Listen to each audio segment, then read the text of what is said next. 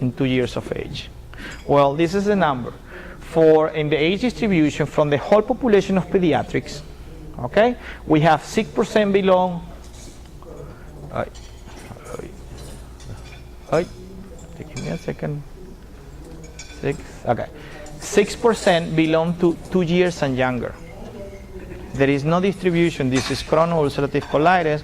What we start to see more, and then when you see a patient with the 3 to 5 years of age, then almost 10% of the population of pediatric will have one of these diseases.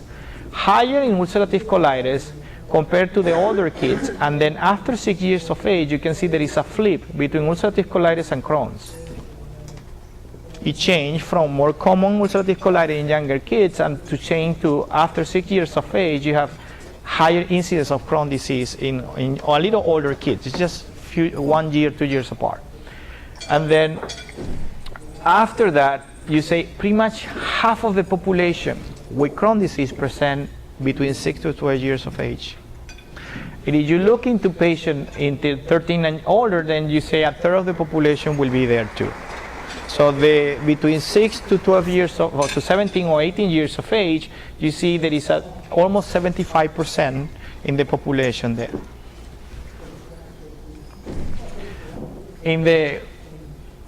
Do we have Crohn's disease happen sporadically?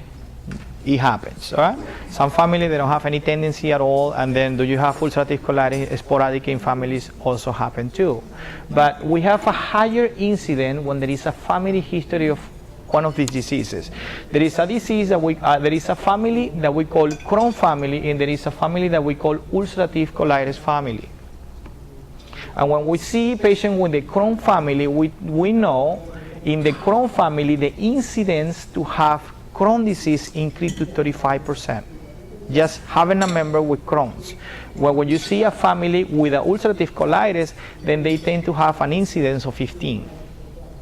So when you compare, if you have a family history of anybody having Crohn's and you see somebody else having a little bit of rectal bleeding that hasn't been quite right, then you have to start believing or thinking in these possibilities. We're going to go through a few things of how you can make the diagnosis, but it's interesting, something that you need to keep in the back of the mind, that just having family history of any of these diseases definitely increases significantly.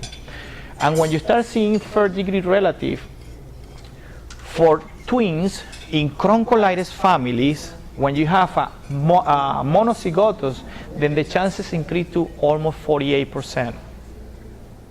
But when you use a family with ulcerative colitis, the chances remain the same, about 15%. And that means very interesting. When we use these zygotes, the chances drop significantly to 5%. But that's numbers that we know and we handle, but most of them you see there is a strong family tendency. When you have a family with Crohn's disease or ulcerative colitis, then definitely there is a high risk for these diseases in the family members. Other factors that have been studied, has been documented are patients that had an appendicectomy less than 5 years of age. When you have an appendicectomy in less than 5 years of age, you say you're protected for ulcerative colitis only. It doesn't change the range from Crohn's disease. Diet, there has been an association when we eat high carbohydrate diet, then the chances to have ulcerative colitis decrease, and the breastfeeding is good or bad?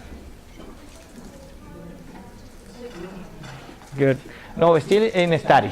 They haven't said yet formally.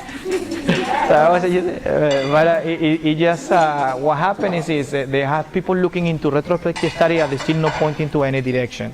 So you see people suggesting breastfeeding to protection, but it's not really pointing at this point. Does stress really affect one of these diseases? In highly tendency families, if you have a highly stressed family, these kids tend to be having more frequently diseases. So, and also when you have already formal diagnosed a patient with ulcerative colitis, if you stress it out because you go through taking tests, the TAS test, they start having belly pain and bleeding, okay? Or if there is a fight in the family, or they're coming from Mexico because they have this problem going on in the border, then you see these kids having more symptoms too. So stress is highly associated. Does the smoke help in ulcerative colitis or not? Huh? Increase? Well, we know that when we see in retrospective studies, people that smoke, smoking is a protective factor for ulcerative colitis. Do we recommend it? No. Nobody smoke, all right? But you don't say to smoke, but we know it really helps. There is a microbial or microbial factors that have been, as I mentioned before, there is different bacteria that have been mutated and they have more pathogenic capacity, and when you start to see these bacteria, then the chances to have inflammation in the colon increase, and then you start to having these diseases more frequently. And that's one of the new theory that I say there is a mutation of the bacteria that colonize the colon, and then you tend to see more diseases. We don't know yet is that true or not, but what we know, we have seen definitely pathogenic bacteria. Other bacteria that we have is, can bacteria make it better? Definitely yes. And then we see a combination of probiotics. Probiotics has seen once the patient go to remission, and then the use of certain type of probiotic, especially Lactobacillus GG, has seen an improvement in the symptomatology in maintaining the remission. Not to induce remission, but definitely once it's under control, probably it makes sense to use one of them. Not to treat it, it's not to treatment, just to like a coadjuvant therapy. And then when we look into, there are new different non-pathogenic E. coli. The new pathogenic flora definitely also maintain remission. So there is a high tendency to believe the modification of the bacteria in the colon will induce a lot of problem with the persistent and recurring inflammation of the colon. Host immunity, there is, if you have a problem with the mucosal barrier, for whatever reason you have, you have any inflammation there, you eat spicy food, for example, and then you damage the mucosa, or you're eating something you're allergic to, then the chances, when you start having breaking down of the mucosa, then the exposure starts to happen, the inflammation starts to trigger. Once it's triggered, then you have the inflammation. Then mucosal immune cells activation in the mucosa, usually what happens, and there are families that have a highly active immune system, and a little bit of inflammation trigger a major inflammation. And then once you start to have this activated inflammatory cell, then the inflammation persists and perpetuates. Same thing happens when you have a bad vasculature. For example, if you go to any shock, and then the blood vessel doesn't supply enough oxygen, the chances to heal is very difficult. And then what happens is you have a patient that had a problem with the vasculature bed, and then the blood or the oxygen doesn't flow into the colonic mucosa. One is inflamed, it's very hard to recover, and then it's one of the factors that they look into. Presentation of the symptom. How and what is the colitis? How will you see a patient with colitis? This is more what you see when you see the patient, all right? So usually the 4 common symptoms that they have are bloody diarrhea, all right? Abdominal pain, tenesmus and weight loss.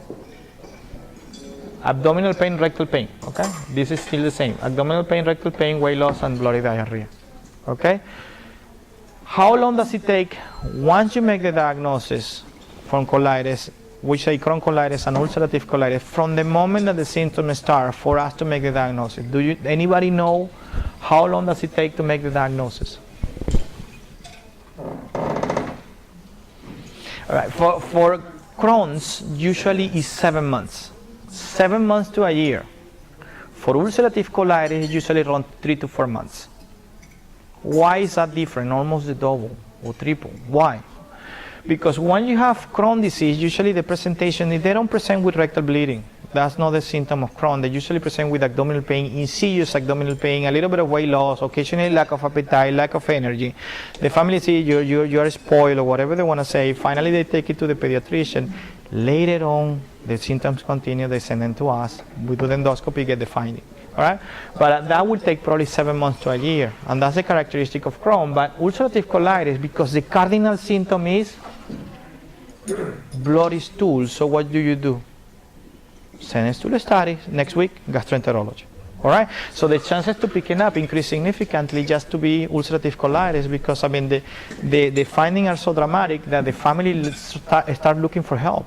And then we can make a diagnosis a little faster. It doesn't mean that it's easy to make the diagnosis or not. or not, but basically the blood stool is helpful for the patient to look for help.